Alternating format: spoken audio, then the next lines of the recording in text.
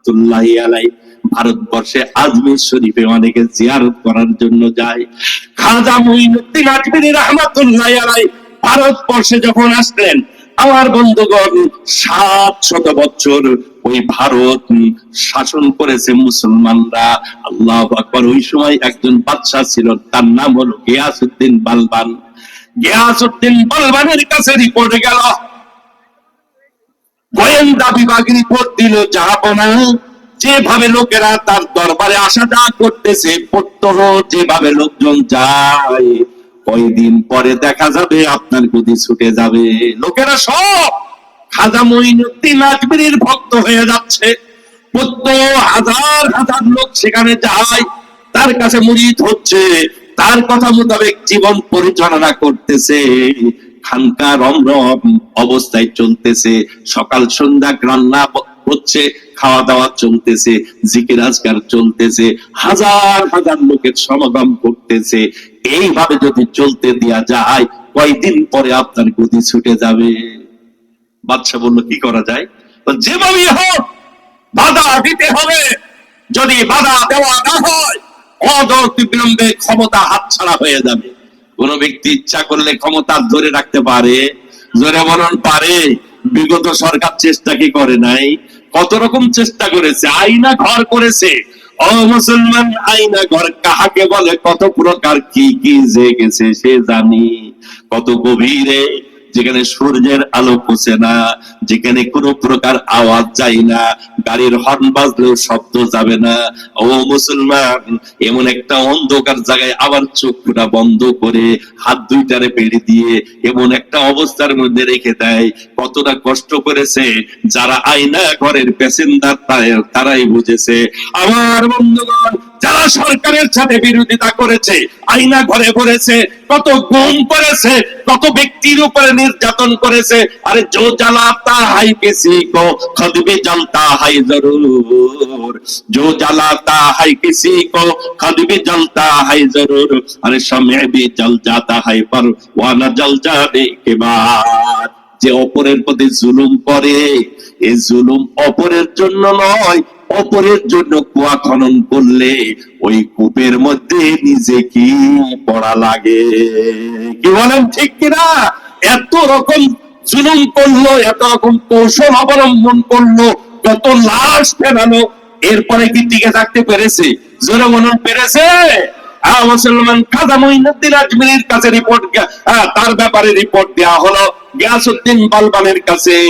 যদি এই খাজা মুঈনুদ্দিনের আজমিরের দরবার যদি ঠেকানো না হয়, রাষ্ট্রীয় ক্ষমতা কিন্তু হাতছাড়া হয়ে যাবে। বলতে, কি করা যায়, তোমরা পরামর্শ দাও। বলছে, যতটুকু দেখেছি, যত মরিদান চায় ওখানে হাদিয়া দেয়, টাকা পয়সা দেয়, এই টাকা পয়সা বন্ধ করা লাগবে। আমার বন্ধুগণ, টাকা পয়সা যদি বন্ধ হয়ে যায়, খানকা বন্ধ হয়ে যাবে। বলল, ঠিক আছে, চেকপোস্ট নিযুক্ত করা হোক, পুলিশ বাহিনীকে দিয়ে চেক করা হোক। চেকপোস্ট নিযুক্ত করা হলো, যারা যাবে এমটি পকেট, কিছুই নিয়ে যেতে পারবে না, টাকা পয়সা সব পুলিশের কাছে জমা রেখে যেতে হবে। ও মুসলমান, খালি হাত নিয়ে খাজা মুঈনুদ্দিন আজমিরির দরবারে যায়, ওখান থেকে আবার খানা পিনা খেয়ে দে, আল্লাহর ওলির কাছ থেকে সবক নিয়ে চলে আসে। খাজা মুঈনুদ্দিন আজমিরি রহমতুল্লাহ আলাইহি বিশেষ যিনি খাদিম, উনি বলছে, হাজরা, আপনার বিরুদ্ধে কঠিন ষড়যন্ত্র শুরু হয়েছে, দরবারে টাকা পয়সা আসা বন্ধ হয়ে গেছে, কেউ তো আর হাদিয়া দিচ্ছে না। বল, তাই? চিন্তার কারণ নেই বাবা, খানার মেনুটা একটু পরিবর্তন করো। এতদিন তো 2 বেলা রুটি আর ডালের ইন্তজাম ছিল, এখন থেকে 2 বেলা রুটি আর গোশের ইন্তজাম করে দাও। জোরে বলুন সুবহানাল্লাহ। সাহায্যের হাত বন্ধ। এতদিন জনগণের সাহায্য চলেছে, খাবার হতো রুটি আর ডাল, আর এখন জনগণের সাহায্য বন্ধ, আল্লাহর আরশের দরজা আল্লাহ খুলে দিয়েছে। জোরে বলুন সুবহানাল্লাহ। ও মুসলমান, বললেন, এখন থেকে রুটি আর গোশের ইন্তজাম করো। গোয়েন্দা বিভাগ, বিএসপির লোকজন যে হতাশাগ্রস্ত, কি ব্যাপার বুঝলাম না, সব সাহায্যের হাত বন্ধ। চেকপোস্টে এত চেক করা হচ্ছে, টাকা পয়সা তো কেউ নিতে পারে না, এই টাকা কোথা থেকে আসে? এই টাকা কোথা থেকে আসে? আল্লাহু আকবার। এখন তো দেখি খানার মেনু পরিবর্তন, এতদিন রুটি ডাল, এখন রুটি আর গোশের ইন্তেজাম। জোরে কোন সুবহানাল্লাহ। ও মুসলমান, খাওয়ানোর মালিক কে? জোরে বলুন কে? हर घड़ी देने को तू तैयार है, हर घड़ी देने को तू तैयार है, जो ना मांगे मुझसे तू बेजार है, तू दाता है के देने के लिए, तू दाता है के देने के लिए, दर तेरी रहमत की हर दम में खुले। আল্লাহ সব সময় ডাকতেছে, বান্দা ফিরে আয়, ফিরে আয়, আমার দরবারে ফিরে আয়। তোর জরুরত আমার কাছে খুলে বলবে বান্দা, তোর যত জরুরত আছে আমার গাইবী খাজানা থেকে সব পুরা করে দেব। জোরে কোন সুবহানাল্লাহ। আমার বাবাজিরা, খানা পরিবর্তন, মেনু পরিবর্তন দেখে ডিএসপি গোয়েন্দা বিভাগের মাথা নষ্ট। গিয়াসউদ্দিন বালবানের কাছে যে বলছে, হযরত যাবো না, মাথায় কাজ করতেছে না। কেন, কি মাথায় কাজ করতেছে না বুঝলাম না।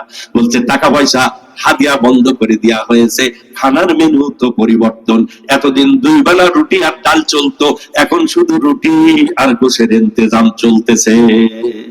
তাই ঠিক আছে, গেট বন্ধ করে দাও, একটি লোক খানা মঈনুদ্দিন আজমিরের দরবারে যেতে পারবে না। চেকপোস্টে নির্দেশ চলে আসলো গিয়াসউদ্দিন বালবানের, যেহেতু রাষ্ট্রীয় ক্ষমতা তো টিকাতে হবে। এইভাবে যদি আল্লাহর ওলির কাছে লোকজন যায়, কয়দিন পরে আন্দোলন শুরু হয়ে যাবে গিয়াসউদ্দিন বালবানের বিরুদ্ধে। অতএব ওখানে চেকপোস্টের প্রতি নির্দেশ আসলো, পুলিশ বাহিনীর প্রতি গেট বন্ধ, কোন লোক ভিতরে যেতে পারবে না।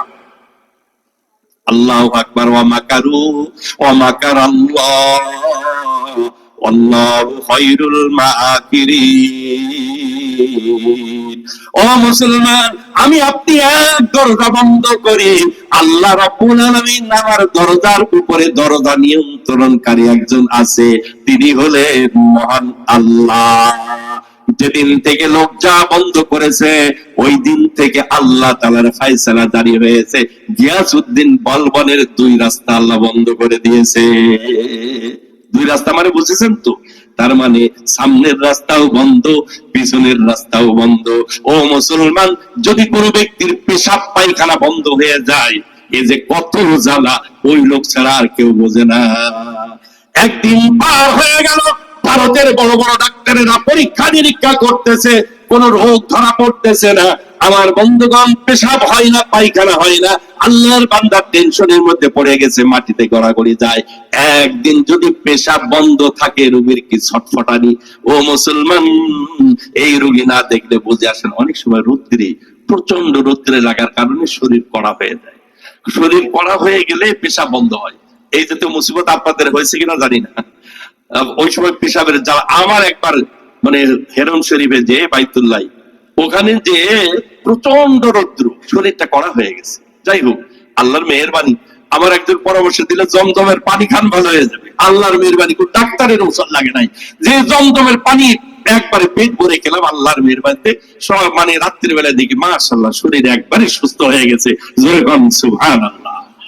আমার বন্ধুগণ, ডাক্তার কবিরাজ ফেল হয়ে গেছে, গিয়াসউদ্দিন বালবানের রোগ ধরা পড়ে না, পেশাব পায়খানা জারি হয় না। আমার বন্ধুগণ, মাটিতে গড়াগড়ি যাচ্ছে। একদিন গেল, 2 দিন গেল, 3য় দিনের দিন আর বাঁচতেছে না।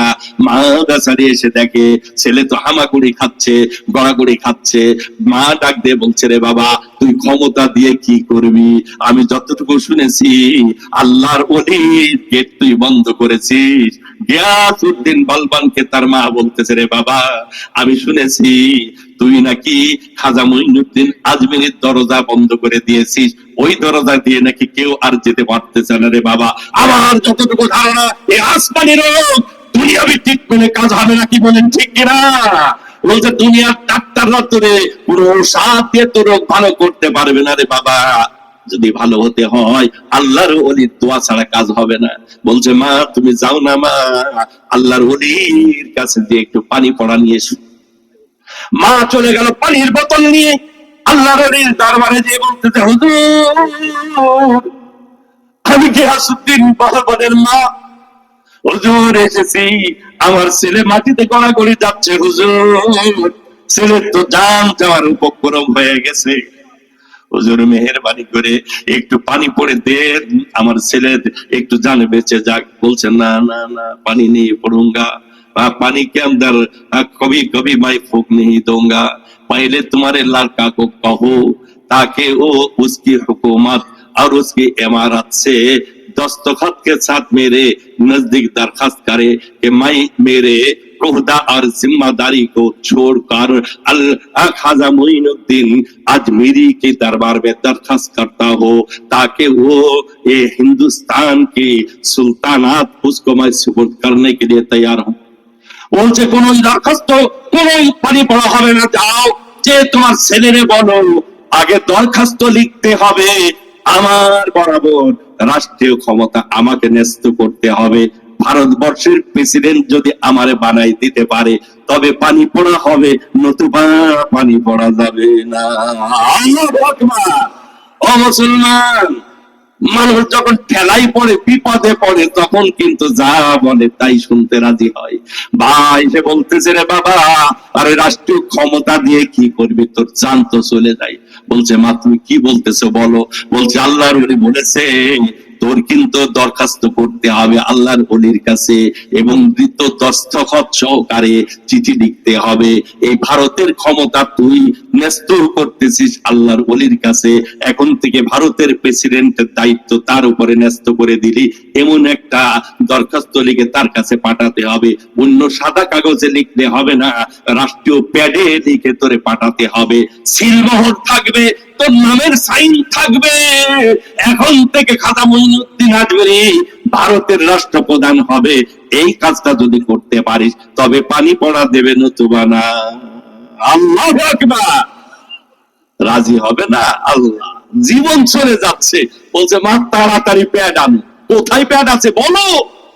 আল্লাহু আকবার। আমার বন্ধুগণ, সব কিছু আনা হলো।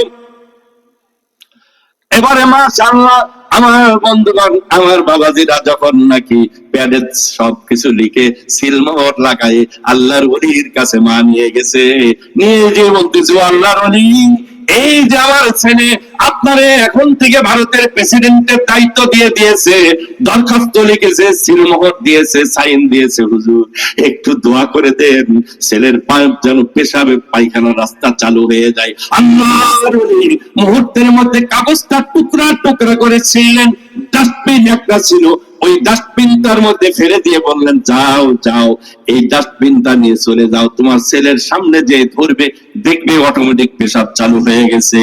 আল্লাহু আকবার। রাষ্ট্রীয় ক্ষমতা চাই না, রাষ্ট্রীয় ক্ষমতা যদি চেতাম দরখাস্ত লিখেই দিতাম, এটা তো সে টুকরা টুকরা করে দিলাম। যাও যাও। মূলত তার অন্তরের অহংকারটা বাহির করতে চেয়েছি, আল্লাহ তাআলা তাকে বুঝার তৌফিক দান করুক। ও মুসলমান, যখন নাকি গিয়াসউদ্দিন বালবানের কাছে ওই ডাস্টবিন এনে দিল, এনে দেওয়ার সাথে সাথে মুহূর্তের মধ্যে আল্লাহর ওলির দিল খুশি হয়ে গেছে, আরশের মালিক আল্লাহ খুশি হয়ে গেছে, মুহূর্তের মধ্যে তার পেশাব চালু হয়ে গেছে। আল্লাহু আকবার। আমার ভাইরা, এই মাদ্রাসায় টাকা পয়সা সাহায্যের হাত যদি আমি বন্ধ করি, আল্লাহ মাদ্রাসা চালাতে পারবে কিনা জোরে বলুন, পারবে? ও মুসলমান, আমি তো মাদ্রাসা এসে চিনতেই পারতেছি না যে এটা মাদ্রাসা কি করে। এখানে তো একটা গেট থাকবে, একটা পাঁচিল থাকবে, দেখতে আরো সুন্দর হবে, কি বলেন?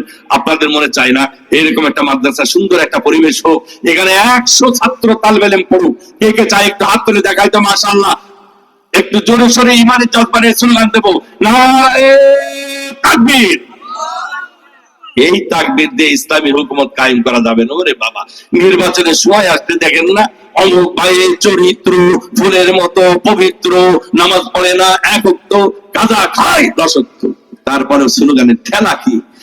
একটু ইমানি জজবারে স্লোগান দেব, আমার আপনার তাকবীরের ধ্বনি আল্লাহর আরশে পৌঁছাবে ইনশাআল্লাহ। নারে তাকবীর, নারে তাকবীর।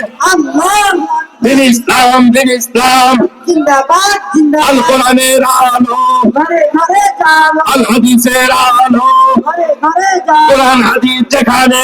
আমরা আছি আর সেখানে। একটা স্লোগান লাগাতে হবে, ও মুসলমান, এটা গোটা সারা বিশ্বের মুসলমানদের প্রাণের দাবি। বর্তমান কাদিয়ানী সম্প্রদায় যারা নিজেদেরকে মুসলমান বলে দাবি করে, কাদিয়ানীদেরকে মুসলমান বলা যাবে? যারা বলুন যাবে? কাদিয়ানীরা কাফের, এর মধ্যে সন্দেহ আছে? আমার সাথে সাথে একটু স্লোগান দিতে হবে, কাদিয়ানীরা কাফের, কাফের কাফের কাফের, কাফের। কাদিয়ানীরা কাফের। সংসদে আইন চাই, নবীর পরে নবী নাই, নবীর পরে নবী নাই। সংসদে আইন চাই, সংসদে আইন চাই, নবীর পরে নবী নাই। নবীর পরে নবী নাই। সংসদে আইন চাই। আল্লাহ তাআলা আমাদের তৌফিক দান করুন, জোরে বলুন আমিন। ইমানি ব্যাটারি তো মাশাআল্লাহ একটু চার্জ হয়েছে না ভাইজান?